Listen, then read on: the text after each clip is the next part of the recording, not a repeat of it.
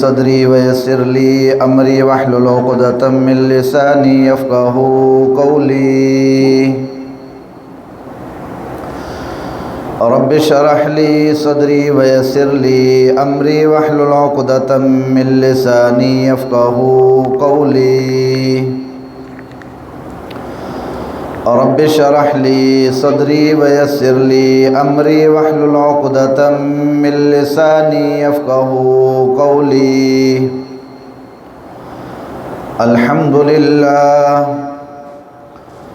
अल्हम्दुलिल्लाह नहमदुहु व नस्तईनुहु व नस्तगफिरुहु व नु'मिनु बिही व नतवक्कलु अलैहि व नऊज़ु बिल्लाहि मिन शुरूरि अनफुसिना व मिन सय्यिआति अअमालिना। मन यहदिहिल्लाहु फला मुज़िल्ल लहु व मन युज़लिल्हु फला हादिय लहु। व नशहदु अन ला इलाहा इल्लल्लाहु वहदहु ला शरीक लहु व अशहदु अन्ना मुहम्मदन अब्दुहु व रसूलुहु। फ़क़द क़ाल अल्लाहु तबारक व तआला फ़िल क़ुरआनिल मजीद वल फ़ुरक़ानिल हमीद। अऊज़ु बिल्लाहि मिनश शैतानिर रजीम बिस्मिल्लाहिर रहमानिर रहीम। व मिनन नासि मन यश्तरी लहवल हदीस लियुज़िल्ल अन सबीलिल्लाहि बिग़ैरि इल्मिन व यत्तख़िज़हा हुज़ुवा। उलाइका लहुम अज़ाबुम मुहीन। सदक़ल्लाहुल अलियुल अज़ीम व बल्लगना रसूलुहुन नबियुल उम्मियुस सादिक़ुल अमीन। व नहनु अला ज़ालिका लमिनश शाहिदीन वश्शाकिरीन वल्हम्दुलिल्लाहि रब्बिल आलमीन। इन्नल्लाह व मलाइकतहु युसल्लूना अलन नबी या अय्युहल्लज़ीना आमनू सल्लु अलैहि व सल्लिमू तस्लीमा। शब्दों से दिली मोहब्बत से बाआवाज़ बुलंद दुरूद शरीफ पढ़ो। अल्लाहुम्मा सल्लि अला मुहम्मद व अला आलि मुहम्मद कमा सल्लैता अला इब्राहीम व अला आलि इब्राहीम इन्नका हमीदुम मजीद। अल्लाहुम्मा बारिक अला मुहम्मद व अला आलि मुहम्मद कमा बारकता अला इब्राहीम व अला आलि इब्राहीम इन्नका हमीदुम मजीद। काबिल सद एहतराम अज़ीज़ान गिरामी बरादरान इस्लाम मुजाज़ीज़ भाइरों दोस्तों ए बुज़ुर्गों, अल्लाह तबारक व तआला जा करोड़ा एहसानात जं रब साईं तव्हां असांखे हीअ महफ़िल मजलिस नसीब फरमाई आहे। मां अवां जाॾो अल्लाह ताला जे कलाम मुक़द्दस क़ुरान मजीद फ़ुरक़ान हमीद मजा सिपारो 21 सूरह जो नालो सूरह लुक़मान, उन मजा हिकु आयत तिलावत कई आहे। अल्लाह रब्बुल आलमीन खां दुआ आहे त रब ताला मूंखे न क़ुरान मजीद जी आयत के सही तरीक़े सां सम्झाइण जी तौफ़ीक़ अता फ़रमाए। सम्झण ऐं सम्झाइण खां बाद अल्लाह ताला जमी मुसलमाननि खे न क़ुरान मजीद जे मथां ज़िंदगी गुज़ारण जी तौफ़ीक़ अता फ़रमाए। गुज़िरियल काफ़ी जुमन खां रसूलुल्लाह सल्लल्लाहु अलैहि वसल्लम जी अहादीस तय्यबा जे अंदर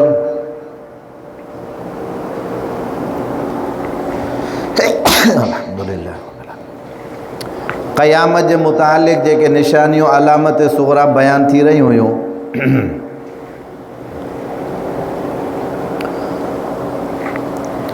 साहबी रिवायत करे तो रसूलुल्लाह सल्लल्लाहु अलैहि वसल्लम बयान फरमायो, हुज़ूर सल्लल्लाहु अलैहि वसल्लम फरमायो, क़यामत खां अॻु में आख़िरी अहिड़ो ज़मानो ईंदो जंहिं वक़्त जे अंदरि आलात मौसीक़ी आम थी वेंदा। ॻाइण ऐं वॼाइण वारा इहे आम थी वेंदा। पैगम्बर सल्लल्लाहु अलैहि वसल्लम फरमायो या क़यामत जे क़रीब हुजण जी हिकिड़ी निशानी आहे जो ॻाइण वॼाइण वारा जेके हूंदा उहे आम तव्हां असांखे मन मिलंदा, उहे तव्हां ॾिसंदव। हज़रत सहल बिन सादी रज़ी अल्लाह ताला अन्हु रिवायत कनि था, अल्लाह जे रसूल सल्लल्लाहु अलैहि वसल्लम फरमायो आख़िरी वक़्त जे अंदरि मुंहिंजी उम्मत मंझां अहिड़ा माण्हू हूंदा जेके राति जो शराब पीअंदा ऐं बुरी महफ़िलियूं कंदा, पोइ वरी जॾहिं राति जो सुम्हंदा, सुबुह जो जॾहिं उथंदा त सुबुह जो उन्हनि जे उथण जी जेका कैफ़ियत बयानु कई वई आहे उहा कैफ़ियत उन्हनि जी इहा आहे जो राति जे वक़्त जे अंदरि इहे शराब पी करे सुम्हंदा, सुबुह जो उथंदा त के ख़ंज़ीर हूंदा, के भोला हूंदा, के बांदर हूंदा। ऐं उन्हनि माण्हुनि मंझां जेकॾहिं को माण्हू बची वेंदो त उन जे मथां अज़ाब जी सूरत पैगम्बर सल्लल्लाहु अलैहि वसल्लम फरमायो इहा आहे, जेके बचियल हूंदा उन्हनि खे ख़ुदा ज़मीन जे अंदरि ग़रक़ करे छॾींदो। हाफ़िज़ मुबशिर हुसैन लाहौरी रहमतुल्लाह अलैहि पंहिंजे किताब जे अंदरि लिखंदा त इहो वक़्तु बि तव्हां असां जुज़वी इन मामलात ऐं मसाइल खे पंहिंजी ज़िंदगी जे अंदरि ॾिठो आहे।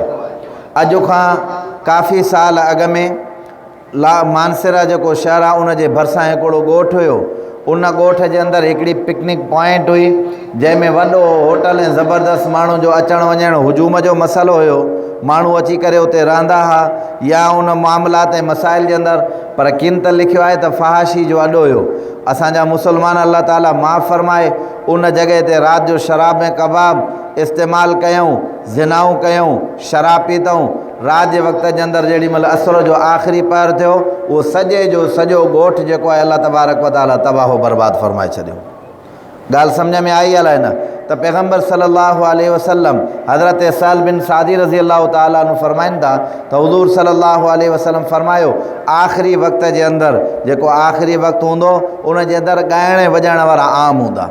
तव्हां असां अॼुकल्ह जेकॾहिं ॾिठो वञे त वाक़ियतनि इहा शइ तव्हां असांखे नज़र अचे थी पई, ॻाइण वॼाइण वारा तव्हां असांखे आम नज़र अचनि था पिया। ऐं अॼुकल्ह हर जाइ ते, हर महकमे जे अंदरि, हर महफ़िल जे अंदरि, हर मजलिस जे अंदरि अॻ में माण्हू इन्हनि खे बुरनि अलक़बनि सां पुकारींदा हुआ, उन्हनि जो ॿियो नालो वठंदा। अॼुकल्ह तव्हां असां उन्हनि जो नालो छा वठंदा आहियूं? अॼुकल्ह असां उनखे सिंगर बणायो आहे। जेको जेतिरो वॾो ॻाइणो आहे उनजी ओतिरी वॾी इज़त आहे। जेका माई डांस सभ खां भली करे असां वटि उनजी सभ खां वधीक इज़त आहे। मुंहिंजा आदा पैगम्बर सल्लल्लाहु अलैहि वसल्लम फरमायो जॾहिं तव्हां वटि इहो वक़्तु अचे सयकून फ़ी आख़िर ज़माने, अल्लाह जे रसूल फरमायो जॾहिं तव्हांजे अंदरि आलात मौसीक़ी आम थियनि पोइ ख़स्फ़ुन व मस्ख़ुन, पैगम्बर सल्लल्लाहु अलैहि वसल्लम फरमायो त पोइ उन वक़्त जे अंदरि तव्हांजी कैफ़ियत इहा हूंदी जो अल्लाह तबारक व ताला उन्हनि माण्हुनि खे ज़मीन जे अंदरि जेको आहे सो दफ़न करे छॾींदो ऐं उन्हनि जे मथां पथरनि जी बारिश वसंदी। अॼु तव्हां असां ॾिसूं त वाक़ियतनि असां इन मामले जे अंदरि गिरफ़्तार त न आहियूं, इन मसइले जे अंदरि, इन मुआमलात ऐं मसाइल जे अंदरि गिरफ़्तार त न आहियूं। पर जेकॾहिं ग़ौर ऐं फ़िक्र कयूं था त अॼु इहो गुनाह एतिरो आम थी वियो आहे जो अॼु असां इन गुनाह खे गुनाह सम्झूं ई नथा। अॼु हिन गुनाह खे असां गुनाह सम्झूं ई कोन था।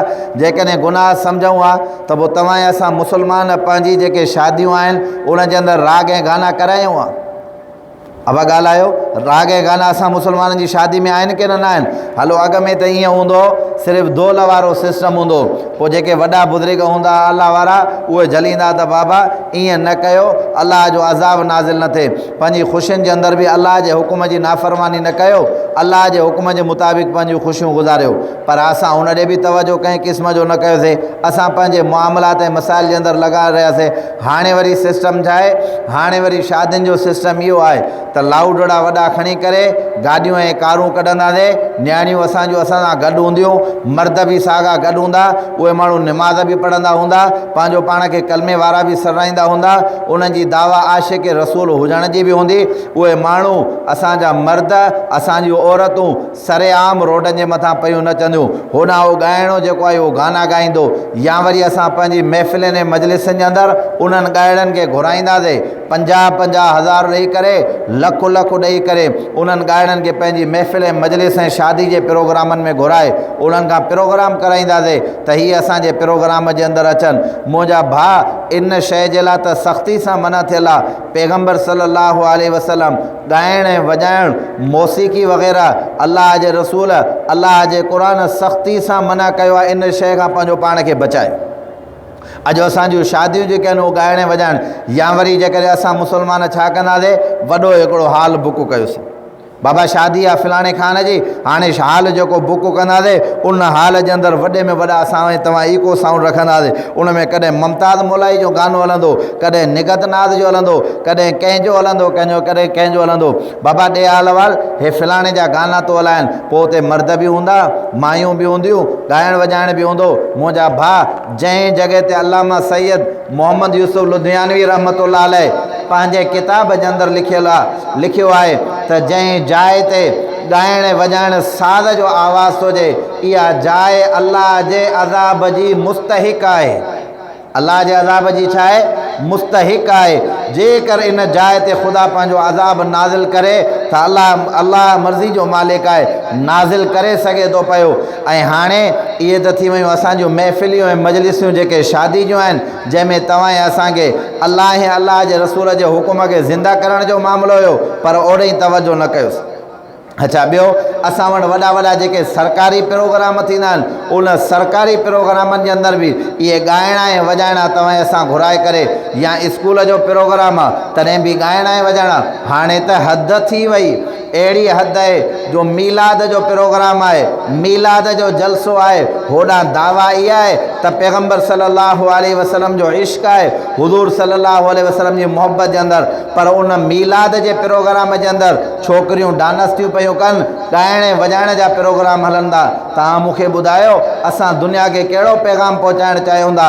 न त मुस्लमाननि जे लाइ इन शइ खे त एॾी सख़्ती सां मनो कयल आहे। तव्हां रसूलुल्लाह सल्लल्लाहु अलैहि वसल्लम जूं हदीसूं खोले करे ॾिसो क़ुर जूं आयतूं खोले करे ॾिसो अलाह ऐं अलाह जे रसूल इन मामलात ऐं मसाइल जे लाइ सख़्ती सां मना फ़रमायो आहे। जॾहिं असां उदख़ुलू फ़िस्सिल्म में काफ़ थींदासीं क़ुर में अलाह ताला फ़रमाए थो या अय्युहल्लज़ीना आमनू उदख़ुलू फ़िस्सिल्म में काफ़ ए ईमान वारो पूरा जा पूरा इस्लाम जे अंदरि दाख़िल थी वञो। माना तव्हांजी ख़ुशी बि इस्लाम जे मातहत हुजे तव्हांजी ग़मी बि इस्लाम जे मातहत हुजे तव्हांजो उथण बि इस्लाम जे मातहत हुजे तव्हांजो वेहण बि इस्लाम जे मातहत हुजे तव्हांजो कारोबार बि इस्लाम जे मातहत हुजे तव्हांजी निंड बि इस्लाम जे मातहत हुजे हर शइ जुज़ी हुजे चाहे कुली हुजे सभु शयूं तव्हांजे इस्लाम जे मातहत थींदियूं। जॾहिं तव्हां मुकमल इस्लाम जे अंदरि दाख़िल थींदव त पोइ तव्हांजे लाइ क़बर बि राहत जो अमल आहे आख़िरत जे अंदरि बि अलाह तबारक व तआला तव्हांजे लाइ राहत जो मामिलो बयानु फ़रमाईंदो। पर अॼु असां वटि ईअं न आहे अलाह ताला माफ़ फ़रमाए। मां त ॾिठो आहे हिकिड़ो दफ़ो अचां पियो हिकिड़े प्रोग्राम जे अंदरि हिकिड़ो असांजो दोस्त आहे जेको 5 वक़्त निमाज़ पढ़ंदो आहे 5 वक़्त निमाज़ पढ़ण जे बावजूदि उनजे पुट जी शादी आहे ॼञ माइन जी पोयां आहे हीउ पाण अछी ॾाढ़ी सां 50-55 साल जो दोल हलाइण वारो दोल हलाए थो पियो। हीउ माण्हू 5 वक़्त निमाज़ी कॾहिं बि निमाज़ कंहिं बि क़िस्म जी कोन घुसाईंदो हूंदो उहो अॻिते बीह करे नचे थो पियो अदा निमाज़ बि पढ़े इहे गुथा अमल बि जेकॾहिं कंदे त पोइ तुंहिंजे अमल जी तासीर ज़ाहिर कंहिं क़िस्म जी न थींदी। इन जे करे तव्हां असांखे इन्हनि शयुनि खां हीअ जॾहिं असां ऐं तव्हां इहे मामलात कंदासीं त पोइ ख़ुदा जे तरफ़ां तव्हां असांजे मथां अज़ाब त मुसलत थींदो ई थींदो नी। अल्लाह तबारक व तआला ऐं अल्लाह जे रसूल व मिनन नासि मन यश्तरी लहवल हदीस लियुज़िल्ल अन सबीलिल्लाहि बिग़ैरि इल्मिन व यत्तखिज़हा हुज़ुवा उलाइक लहुम अज़ाबुम मुहीन। अल्लाह तबारक व तआला कलाम मुक़द्दस में फ़रमाए थो व मिनन नासि मन यश्तरी माण्हुनि में घणा माण्हू ख़रीद कंदा लहवल हदीस बेहूदा ॻाल्हियूं। छा बाबा बेहूदा ॻाल्हियूं इहे सभु शयूं जेके बेकार ऐं इन मां उलमाए तमामु उलमाए मुफ़स्सिरीन जो इन शइ जे मथां इत्तफ़ाक़ आहे त इन लहवल हदीस मां मुराद आलात मौसीक़ी आहे माना ॻाइण वॼाइण वारो सामान। छा जो सामान बाबा ॻाइण वॼाइण वारो सामान, चाहे उहो ॻाइण वॼाइण वारो सामान बाजे जी सूरत जे अंदरि हुजे, ढोल जी सूरत जे अंदरि हुजे, LCD जी सूरत जे अंदरि हुजे, मोबाइल जी सूरत जे अंदरि हुजे, या जेको MP3 आहे जंहिंमें माण्हू गाना जेको आहे हलाए करे ॿुधे थो पियो, कंहिं बि सूरत जे अंदरि हुजे, लावल हदीस में मुराद इहे सभु बेकार शयूं आहिनि। साईं उन मां नुक़सानु छा थींदो? लियुज़िल अन सबीलिल्लाह। इन्हनि सभिनी शयुनि जो मक़सदु आहे माण्हू खे अलाह जे रस्ते खां परते करणु। माण्हुनि खे छा कयो वञे? अलाह जे रस्ते खां परतो कयो वञे बग़ैर इल्म जे करे इहे माण्हू मामलात ऐं मसाइल कंदा। वयत्तखिज़हा हुज़ुवा उलाइका लहुम अज़ाबुम मुहीन। अलाह जे रस्ते खां माण्हुनि खे जॾहिं हीअ परते कंदा, उलाइका लहुम अज़ाबुम मुहीन, अलाह ताला फरमाए थो इन्हनि जे लाइ वॾो दर्दनाक ऐं ख़्वार कंदड़ अज़ाब आहे। बाबा क़ुरान सचो आहे नी? क़ुरान तो फरमाए जेको इन मामले जे अंदरि गिरफ़्तार थींदो उन्हनि जे लाइ ख़्वार कंदड़ अज़ाब आहे। त पोइ ज़ाहिर आहे जेकॾहिं इन मामले मसइले जे अंदरि हलंदासीं त पोइ तव्हां ऐं असांजे मथां अलाह जो अज़ाब ज़रूर थींदो। इन जे करे मुस्लमान इन मामलात ऐं मसाइल खां पंहिंजो पाण खे बचाए।